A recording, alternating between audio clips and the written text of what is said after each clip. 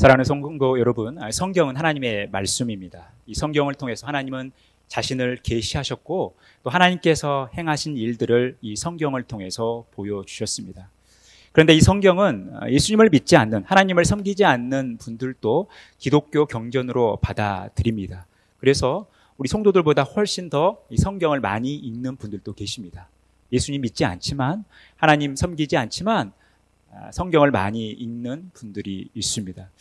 이 성경에는 하나님의 일하심과 또 하나님의 기적과 하나님의 능력이 나타납니다. 그리고 그 안에 일어나는 인간의 모습들도 나타나죠.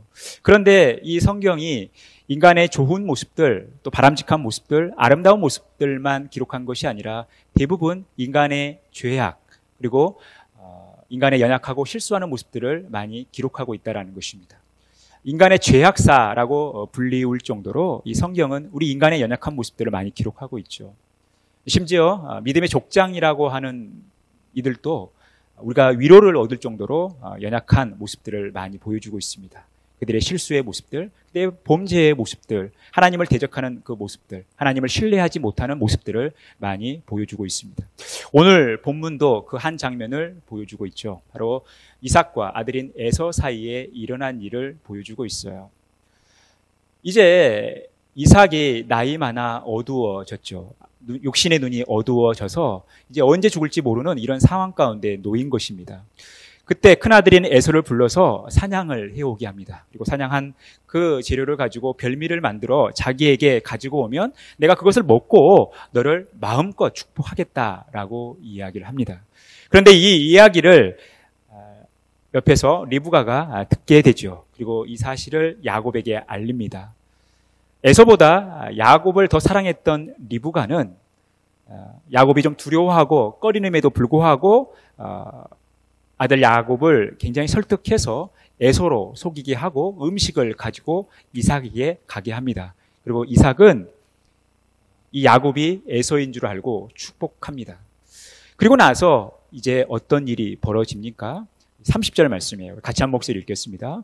이삭이 야곱에게 축복하기를 마침에 야곱이 그의 아버지 이삭 앞에서 나가자 곧 그의 형 에서가 사냥하여 돌아온지라. 영화 속에 또 드라마 속의 한 장면처럼 야곱이 이삭으로부터 축복을 받고 그 자리를 비우자 바로 형 에서가 나타납니다. 아마 같이 마주쳤다면 큰일이 일어났겠죠. 이제 사냥을 하고 돌아온 에서, 그는 이제 아버지에게 무엇을 요구합니까? 31절입니다. 그가 별미를 만들어 아버지에게로 가지고 가서 이르되 아버지여 일어나서 아들이 사냥한 고기를 잡수시고 마음껏 내게 축복하소서. 에서는 아버지인 이삭이 하라는 대로 했어요. 사냥해서 그 사냥한 걸 가지고 별미를 만들어 아버지에게 가지고 왔습니다. 아버지로 하여금 드시게 하고 자신을 향하여 마음껏 축복해달라고 요청을 하죠. 어찌 보면 에서의 당연한 행동입니다. 그런데 에서는 자기가 아버지 이삭에게 나타나기 전에 그 앞에 무슨 일이 일어난지를 알지 못했기 때문에 바로 이렇게 행동할 수밖에 없었던 거죠. 이 이야기를 듣고 이삭이 어떻게 반응합니까? 33절에 이삭이 심히 크게 떨며 이르되 그러면 사냥한 고기를 내게 가져온 자가 누구냐? 내가 오기 전에 내가 다 먹고 그를 위하여 축복하였은즉 그가 반드시 복을 받을 것이니라. 지금 이삭 앞에 놓여 있는 인물은 에서입니다. 그런데 이삭은 이미 축복을 했어요. 에서인 줄 알고 축복했어요. 그러면 누구에게 축복한 거예요? 야곱에게 축복한 거죠. 그리고 그 야곱이 축복한 대로 복을 받을 것이다라고 이삭은 이야기합니다. 이 이야기를 듣고 에서가 어떻게 반응하죠? 34절입니다. 에서가 그의 아버지의 말을 듣고 소리 내어 울며 아버지에게 이르되 내 아버지여 내게 축복하소서 내게도 그리하소서. 아무것도 몰라 당하기만 한 에서, 그 앞에 놓인 이 상황을 보면서 그는 소리 내어 울게 되죠. 그러면서 아버지에게 축복을 요청합니다. 나에게도 축복해 달라는 것이죠. 그런데 이 에서의 요청 앞에 이삭은 어떻게 반응합니까? 36절이에요. 에서가 계속해서 이야기하죠. 에서가 이르되 그의 이름을 야곱이라 함이 합당하지 아니하니까 그가 나를 속임이니라. 이것이 두 번째이니이다. 전에는 나의 장자의 명분을 빼앗고 이제는 내 복을 빼앗았나이다. 또 이르되 아버지께서 나를 위하여 빌 복을 남기지 아니하셨나이까. 계속해서 그 축복에 대한 미련을 가지고 있는 거예요. 그러면서 자신이 야곱에게 당한 일, 장자권을 빼앗긴 일, 그리고 오늘 이 축복권마저 빼앗겨버린 이 일들을 아버지 앞에 호소하면서 이제 하소연을 하는 거죠. 나에게 남은 이 복도 없습니까? 라고 아버지인 이삭에게 요청합니다. 이때 이삭이 이렇게 이야기합니다. 이삭이 에서에게 대답하여 이르되 내가 그를 너의 주로 세우고 그의 모든 형제를 내가 그에게 종으로 주었으며 곡식과 포도주를 그에게 주었으니 내 아들아 내가 내게 무엇을 할 수 있으랴. 사실 당시 족장인 아버지가 아들에게 축복을 하는 것은 하나님이 주신 절대 권세를 통해서 아들을 축복하는 거예요. 또한 하나님께서 주신 그 언약이 계승되어졌다는 것을 의미하는 거죠. 그러니까 철저히 하나님의 주권에 의해서 일어난 일이죠. 그렇기 때문에 아무리 실수했다 하더라도 잘못했다 하더라도 이것을 번복할 수가 없거나 또 바꿀 수 없거나 취소할 수 없었던 거예요. 이런 사정을 지금 이삭은 에서에게 이야기합니다. 에서 입장에서는 얼마나 억울한 일입니까? 그가 모르고 당한 일이 아니지 않습니까? 그가 자신의 의지와 상관없이 당한 일이 아니에요. 자기도 모르는 사이에 일어난 일입니다. 벌어진 일이에요. 이삭 입장에서는 충분히 억울할 수 있고 속상할 수 있어요. 울 수 있는 일 아닙니까? 이삭의 마음이 어떻든 간에 이 에서의 마음은요 충분히 우리가 이해하고 헤아릴 수 있는 부분이에요. 그래서 이렇게 반응합니다. 에서가 아버지에게 이르되 내 아버지가 빌복이 이 하나뿐이니까 내 아버지여 내게 축복하소서 내게도 그리하소서 하고 소리를 높여오니. 그래서 에서가 할 수 있는 일은 아버지인 이삭 앞에 우는 것밖에 없어요. 울면서 하소연하는 것밖에 없습니다. 자신에게도 축복해달라는 것이죠. 자기에게도 남은 복을 빌어달라는 거예요. 도대체 나에게 줄 게 아무것도 없습니까? 라고 아버지 앞에 하소연하는 겁니다. 그런데 이것은 하나님의 주권적인 행위이기 때문에 이삭이 어떻게 할 수 없는 일이라는 거예요. 에서 입장에서는 너무나 안타까운 일이죠. 그래서 이삭이 할 수 있는 건 뭡니까? 40절입니다. 너는 칼을 믿고 생활하겠고 내 아우를 섬길 것이며 내가 매임을 벗을 때에는 그 멍에를 내 목에서 떨쳐버리리라 하였더라.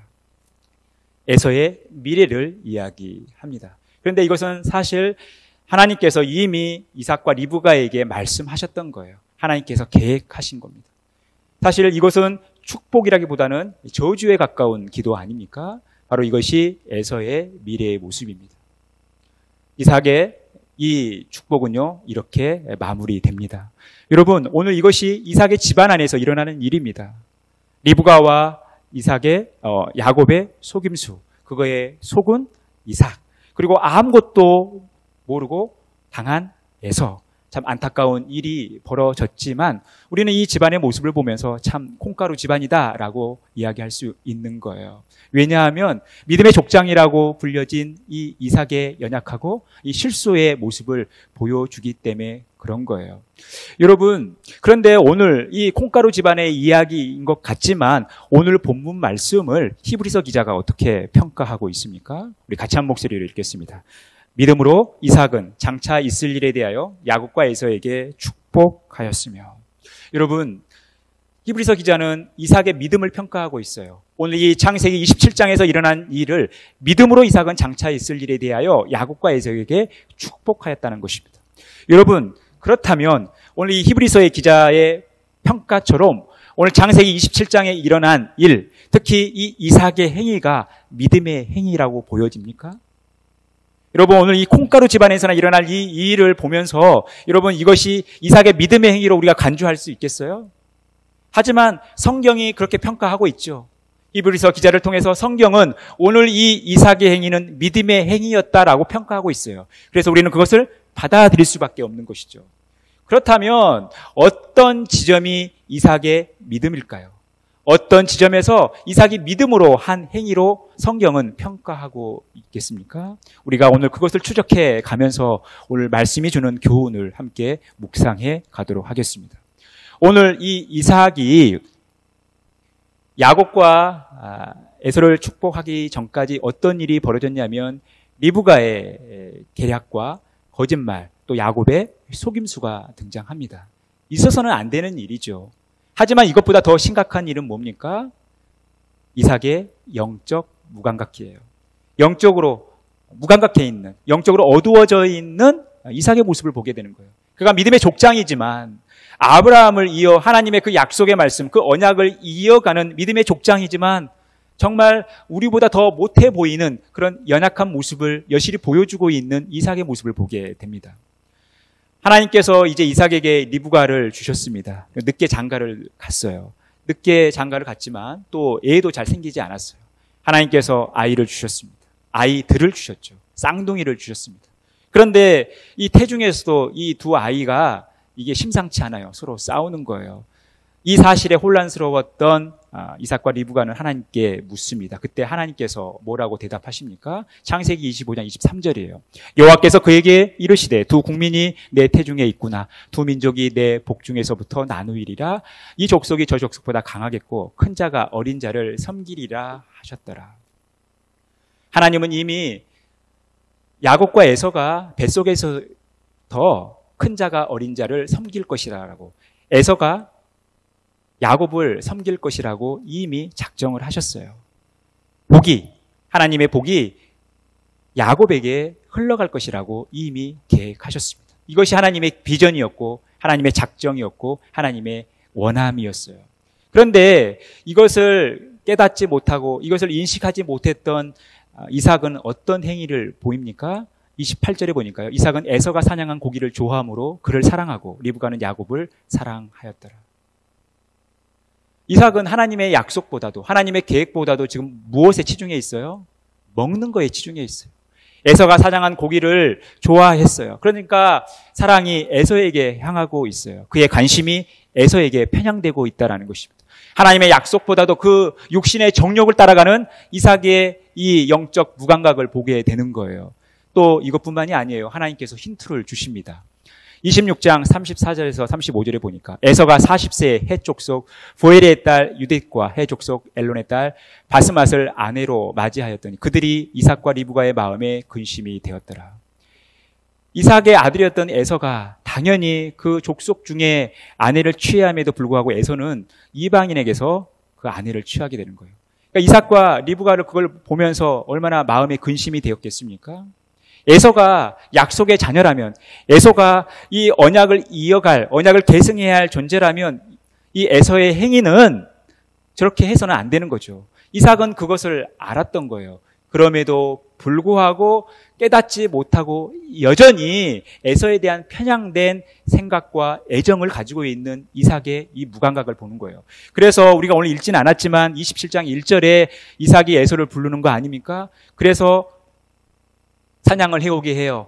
그래서 사냥해온 것으로 별미를 만들어서 나로 맛있게 먹게 하라는 거예요. 그러면 내가 마음껏 너를 축복하겠다라고 이야기하는 이삭의 모습을 보게 되는 것입니다.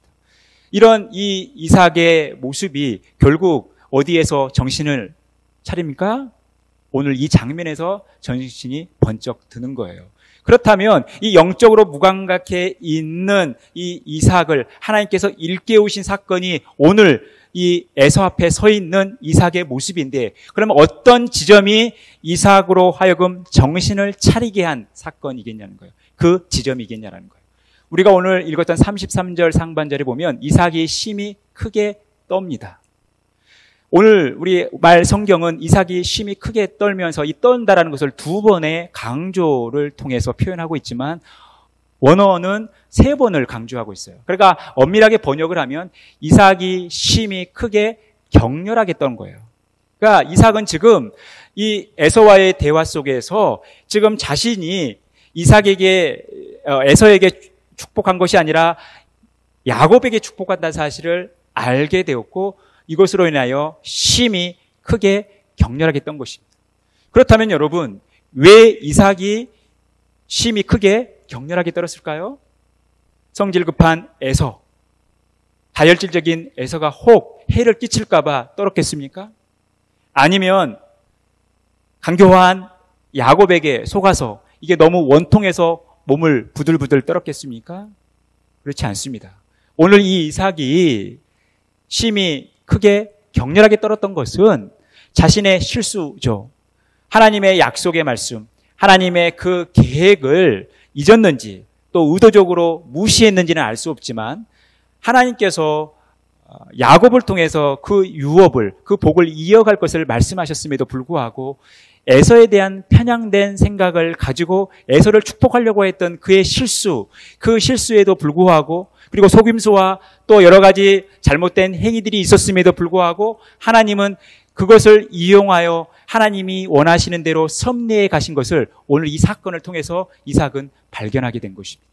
자신의 실수에도 불구하고 하나님이 원하시는 대로 섭리해 가시는 그것을 보면서 그는 하나님 앞에 쉼이 크게 격렬하게 떨 수밖에 없었던 거예요. 그러니까 자신의 실수가 있었음에도 불구하고 하나님은 하나님의 일을 해 가신다라는 거예요. 하나님이 계획하시고 하나님께서 원하시는 일을 이루어 가시는 그 놀라운 하나님의 섭리를 오늘 이삭이 발견했기 때문에 그는 자신의 연약함에도 불구하고 하나님 앞에 쉼이 크게 격렬하게 떨 수밖에 없었던 거예요. 그래서 그는 어떻게 고백합니까? 33절 하반절에 보니까 그가 반드시 복을 받을 것이니라는 거예요. 야곱이 반드시 복을 받을 것이라는 거예요. 야곱이 반드시 복을 받을 것이기 때문에 내가 너에게 해줄 수 있는 것이 없다라는 거예요. 이것은 하나님의 주권적인 사역이라는 것입니다. 여러분, 이것이 이삭의 믿음인 거예요. 히브리서 기자가 평가한 이삭의 믿음의 행위라는 거예요. 무엇입니까? 이삭은 자신의 어떤 육적인 세상적인 안목을 가지고 에서에 대한 편향된 인식을 가지고 그를 축복하려고 했어요. 그런데 이것이 하나님의 뜻이 아니었던 거예요. 자신은 에서에게 축복하려고 했지만 하나님은 이삭에게 축복하는 것을, 야곱에게 축복하는 것을 원하셨던 거예요. 이때 이삭은 알게 된 거예요. 아, 내가 원하는 것과 하나님의 뜻이 달랐구나. 아, 내가 원하는 것과 하나님께서 계획하신 것, 하나님의 비전이 달랐구나 하는 것을 이때 깨닫는 거죠. 깨닫고 나서 그는 멈추었다라는 것입니다. 그리고 돌이켰다라는 거예요. 그래서 울며 불며 에서가 요청했음에도 불구하고 그가 돌이키지 않은 거예요. 야곱에게 했던 축복을 취소하지 않고 할 수도 없지만 에서를 축복하지 않았다라는 거예요. 에서의 그 미래만 이야기했을 뿐인 거예요. 오늘 히브리서 기자는 이 지점에서 이삭의 믿음을 평가하고 있다는 것입니다. 여러분, 이것이 우리의 소망 아닙니까?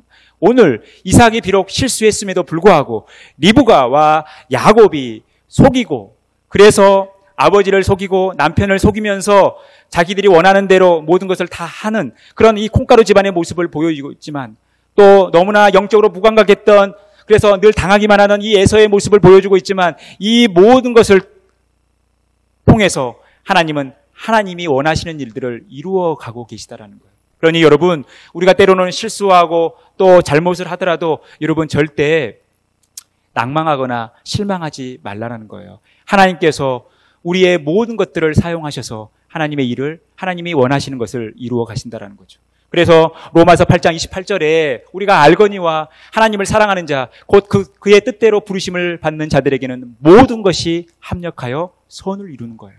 여러분, 하나님은 우리의 모든 것을 합력하여 선을 이루시는 거예요. 여기서 말하는 모든 것이라는 것은 좋은 것과 좋지 않은 것, 우리의 실수와 우리의 죄악과 우리의 연약함 다 포함해서 이것들이 우리 안에 있음에도 불구하고 하나님은 우리의 부르심 속에서, 우리를 세우심 속에서 이 모든 것이 합력하여 선을 이루시는 하나님이라는 거예요. 그러니 여러분, 우리가 이 하나님을 바라보고 때로는 우리가 실수하고 넘어질 때가 있지만 절대 낙심하지 않고 포기하지 말라는 거예요. 우리의 인생을 포기하지 말라는 것입니다. 하나님은 우리가 실수하더라도 우리를 일으켜 세워주시는 하나님이라는 거예요. 우리가 이탈하더라도 다시 원래의 자리로 녹여주시는 그런 하나님이라는 거예요. 그러니까 이 하나님의 섭리를 기대하시면서 믿음으로 승리해 가시라는 거예요. 여러분, 이것이 오늘 이 이삭을 통해서 보여주고 있는 믿음이라는 것입니다. 이 믿음이라는 것은 바로 그거예요. 나의 뜻과 하나님의 뜻이 맞지 않았을 때 빨리 나의 뜻을 접고 하나님의 뜻에 순종하는 것, 여러분, 이것이 믿음이라는 거예요. 이게 믿음의 본질이라는 것입니다.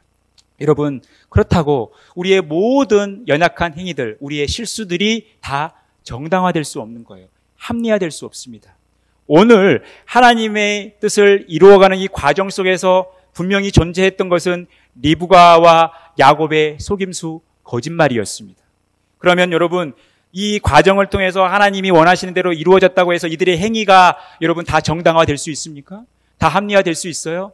그렇지 않아요. 비록 우리가 연약하고 부족해도 하나님은 하나님의 뜻을 이루어 갑니다. 하지만 우리는 우리의 이 연약함을 정당화해서는 안 돼요. 우리가 이 일들을 행해서는 안 된다는 거예요. 왜냐하면 우리의 목적이 선하면 우리의 방법과 과정도 선해야 되기 때문에 그런 거예요.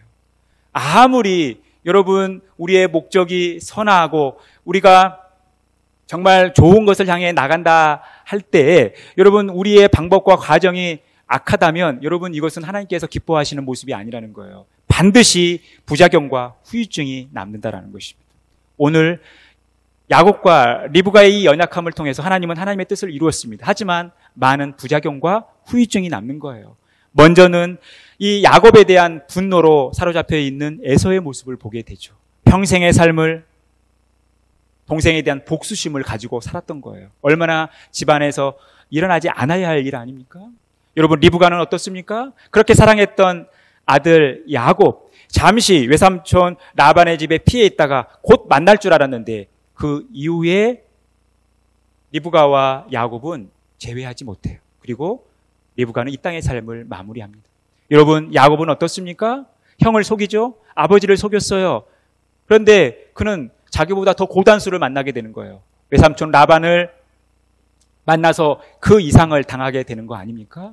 그리고 나중에 그 껄끄러운 상태에서 형 에서와의 재회를 준비하는 거예요. 여러분 우리의 목적이 선할 때 우리의 수단과 과정도 선해야 되는 것입니다. 우리는 하나님의 뜻을 이루어가는 데 있어서 우리의 과정 속에서 하나님께 순종하며 살아가는 그런 모습들, 아름다운 모습들이 있어야지 하나님은 나의 약함도 사용하셔, 나의 부족함도 사용하셔, 나의 실수도 사용하셔, 그래도 되는 거야, 이렇게 안주하시면 안 된다라는 거예요. 우리의 부작용, 우리의 후유증을 최소화하기 위해서 우리는 하나님의 목적에 절대적으로 순종하며 우리 자신을 쳐서 복종하는, 굴복하는 그런 마음의 태도가 필요하다라는 것입니다. 여러분 답정너라는 말 들어보셨습니까? 몇 년 전에 유행했던 말인데 우리 젊은 분들은 아마 다 아실 거예요. 이 말은 답은 정해져 있고 너는 대답만 하면 돼라는 말의 줄임말입니다. 그러니까 답은 이미 정해져 있기 때문에 너는 대답만 하라는 거예요. 무엇인가를 묻는 사람은 원하는 답이 있다라는 거죠. 그러니까 답은 이미 정해져 있기 때문에 너는 대답만 하면 된다라는 거예요. 이 말이 또 많은 유사 신조어를 많이 낳게 됐습니다. 그렇다면 여러분 어하원이라는 말 들어보셨습니까? 아마 한 번도 안 들어보셨을 거예요. 제가 그저께 만들어낸 말이기 때문에 그래요. 여러분 이 어하원이라는 말이 어떤 말일까요? 우리 같이 한번 읽어볼까요? 어차피 하나님 원대로 돼. 여러분 어하원, 어차피 하나님 원대로 되는 거예요. 여러분 우리의 인생은 어차피 하나님 원대로 됩니다. 여러분 우리가 아무리 애쓰고 우리가 아무리 노력해도 결국 우리의 모든 인생은 하나님 원대로 되는 거예요. 여러분 이것이 믿음의 본질이고 우리 인생의 본질이라는 거예요. 여러분 이것을 빨리 알아야 됩니다. 우리가 아무리 수고하고 노력하고 애쓰고 힘쓴다 하더라도 우리의 열정을 불태운다 하더라도 결국 우리의 인생은 하나님께 달려있는 거예요. 어차피 하나님 원대로 되는 것입니다. 이것이 신앙의 본질이고 우리의 인생의 본질이에요. 이 단순함을 여러분 우리가 빨리 깨닫고 회복하셔야 되는 것입니다. 여러분 우리의 인생을 우리가 계획한다 하더라도 그 발걸음을 인도하시는 분은 하나님이시죠. 그것을 이루시는 분은 하나님이시라는 거예요. 그래서 여러분 우리가 실수하고 우리가 넘어져도 좌절하지 않는 이유, 우리가 포기하지 않는 이유는 하나님께서 우리의 연약함까지도 다 일으켜 세우시고 회복시키셔서 하나님이 원하시는 대로 하나님의 일을 이루어 간다라는 것입니다. 여러분, 그래서 여러분 우리가 우리의 믿음도 하나님 앞에 자랑할 것이 없는 거예요. 우리의 위치에서 우리가 많은 것을 이루었다고 하더라도 여러분 이것을 우리가 하나님 앞에 자랑할 것이 아무것도 없는 거예요. 왜요? 하나님께서 다 이루셨기 때문에 그래요. 하나님께서 다 하셨기 때문에 그럽니다. 여러분 우리의 인생은 다 하나님의 원대로 되는 거예요. 다 하나님 원대로 되게 되어 있습니다. 여러분 그래서 절대 낙심하지 마십시오. 때로는 우리의 실수로 인하여 두려움이 찾아온다 하더라도 여러분 두려워하지 마시라는 거예요. 우리를 일으켜 세우시고 우리를 선하게 인도하시는 분, 결국 하나님의 원대로 우리의 삶을 이끌어 가시기 때문에 여러분 그 하나님께 소망을 두며 살아가는 것입니다. 여러분 예수님도 십자가를 앞두고 두려움을 가지셨어요. 100% 신이지만 또 100% 인간의 몸을 입고 오신 예수님은요, 우리 인간이 경험하는 모든 고통과 슬픔 또 여러 가지 어려움을 다 경험하셨어요. 그러니까 인간이 만들어낸 최고의 형틀이라고 할 수 있는 이 십자가를 진다라는 것이 인간의 몸을 입고 오신 예수님 입장에서도 쉬운 일은 아니었던 거예요. 그래서 예수님도 심히 고민이 됐죠. 그래서 하나님께 기도합니다. 기도하면서 그 두려움을 어떻게 없앴습니까? 우리 마태복음 26장 39절 말씀 같이 한 목소리로 읽겠습니다. 조금 나아가서 얼굴을 땅에 대시고 엎드려 기도하여 이르시되 내 아버지여 만일 할만하시거든 이 잔을 내게서 지나가게 하옵소서. 그러나 나의 원대로 마옵시옵고 아버지의 원대로 하옵소서 하시고, 예수님은 분명히 두려움이 있었습니다. 고민이 됐어요. 그래서 예수님이 원하는 것은 이 십자가가 그냥 지나가기를 원하셨어요. 내가 십자가를 지지 않고 이 십자가의 고통을 겪지 않고 인간의 구원을 이루는 것이 예수님의 원함이었어요. 그런데 이것이 예수님의 원함이었지 하나님 아버지의 원함은 아니었다라는 거예요. 비록 고민이 되고 고통스러웠지만 예수님은 하나님의 원대로 되기를 원했던 거죠. 내가 원함은 이것이 있지만 이 나의 원함이 하나님의 원함과 다르다면 하나님 원하는 대로 해주시라는 거예요. 하나님 원대로 내 생각을 접고 내 뜻을 접고 내가 순종하겠다라는 거예요. 그래서 예수님은 묵묵히 십자가의 길을 걸어가셨던 거죠. 그 안에 있었던 그 두려움을 담대함으로 이겨낼 수 있었던 거예요. 그러니 그 담대함은 어디에서 왔습니까? 자신의 원함을 접고 하나님의 원함을 선택했을 때, 하나님의 뜻을 선택했을 때 예수님에게 담대함이 찾아온 거예요. 여러분, 신앙이 바로 그런 겁니다. 우리에게는 우리가 생각지도 못한 여러 상황 속에서 두려움이 찾아올 때가 있어요. 여러분, 두려움 없이 살아가는 분들은 단 한 분도 없습니다. 하지만 우리에게 두려움이 찾아올 때 이 두려움을 우리가 어떻게 극복해야 되느냐? 내가 원하는 것과 하나님이 원하는 것이 다를 때, 그래서 속상하기도 하지만 답답하기도 하지만 내 자신을 쳐서 복종하여 하나님이 원하는 것을 선택할 때, 내가 원하는 것이 있지만 하나님이 원하는 것이 다르다는 것을 알고 나의 뜻을 멈추고 돌이킬 때, 하나님께 순종할 때 여러분 거기에서 진정한 담대함이 오는 겁니다. 여러분 이 담대한 신앙생활을 해가시기를 간절히 바라겠습니다. 늘 하나님의 뜻을 선택하고 하나님의 뜻에 우리의 생각을 맞출 수 있는 그런 모습들. 때로는 내가 연약하여 하나님의 뜻을 다 헤아리지 못할 때도 있지만 하나님께서 그것을 알려주셨을 때, 그래서 우리가 알게 되었을 때, 우리가 깨닫게 되었을 때 하나님께 우리의 뜻을 순종하고 하나님 말씀에 순종하며 하나님의 길을 선택할 수 있는 저와 여러분의 복된 삶이 되어지기를 간절히 바라겠습니다. 이것이 믿음의 본질이에요. 여러분, 믿음이라는 것이 거창한 것이 아닙니다. 나의 생각과 나의 원함과 하나님의 생각, 하나님의 원함이 다를 때 내 자신을 복종하여 하나님께 따라갈 때, 하나님을 따라갈 때, 하나님께 순종할 때, 여러분 이것이 믿음인 거예요.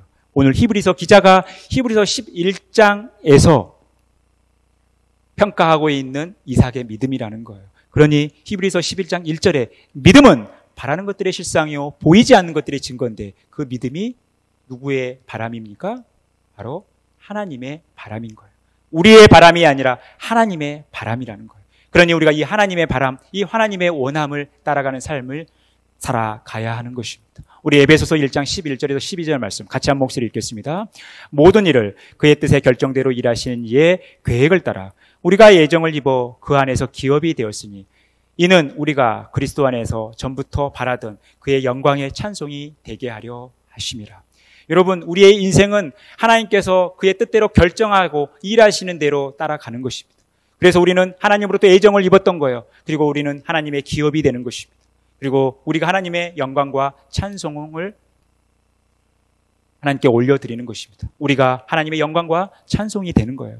여러분, 신앙생활이라는 것은 어차피 하나님이 원하는 대로 되어 있는 우리의 인생의 여정 속에서 얼마나 빨리 이것을 알고 내 자신의 생각을 접고 포기하고 하나님의 뜻에 따라가느냐, 여러분 이것 싸움인 거예요. 여러분, 우리의 많은 생각들이 있고 우리의 많은 계획들이 있죠. 하지만 빨리 이것을 깨닫고 우리의 계도를 수정하는 것, 여러분 이것이 하나님께서 기뻐하시는 우리가 복받는 비결이라는 거예요. 우리가 계속해서 우리의 생각을 고집할 때 후유증과 부작용의 양이 쌓여져 가는 거죠. 제가 신대원 시절에 학교 다닐 때 저희 반 학생, 우리 전도사님들이 한 120명 정도 됐어요. 그런데 저보다 나이가 어리신 분들이 한 5손가락 안에 들까요? 대부분 저보다 다 나이가 많으신 분들이에요. 그러니까 늦게 이제 신학대학원에 오셨는데 그 중에서 또 늦게 하신 분들이 있어요. 근데 그분들이 꽤 많으셨는데 한결같이 하시는 말씀이 뭐냐면 하나님께서 자신을 목회자로 오래전부터 부르셨다라는 거예요. 그런데 뭐 형편도 안 되고 자신도 없고 이러니까 계속 거절했다라는 거예요. 도망 다녔다라는 것입니다. 계속 도망 다녔는데 도망 다니는 그 과정 속에서 하나님께 많이 맞았다는 거예요. 그러니까 맞을 때까지 맞고 이제 더 이상 어떻게 할 수가 없으니까 하나님 앞에 굴복하고 하나님께 순종했다라는 거예요. 그래서 그 자리에 앉아 있더라는 것입니다. 사랑하는 성도 여러분, 하나님은 위대하신 분입니다. 하나님은 위대한 능력을 가지신 분입니다. 우리가 하나님의 그 위대하신 능력을 받고 담대한 신앙생활을 하기 위해서 우리에게 필요한 것은 우리의 모든 삶을, 우리의 모든 인생을 계획하시고 선하게 인도하시는, 결국 무엇이든지 하나님 원대로 하기를 원하시는 그 하나님의 일하심에 빨리 순종하며 나가는 것입니다. 여러분, 하나님의 뜻대로 되어지는 우리의 모든 인생을 하나님께 다 맡기고 하나님을 의지하고 하나님께 순종하면서 위대한 능력, 담대한 신앙생활을 해가는 저와 여러분의 복된 삶이 되어지기를 간절히 축원합니다.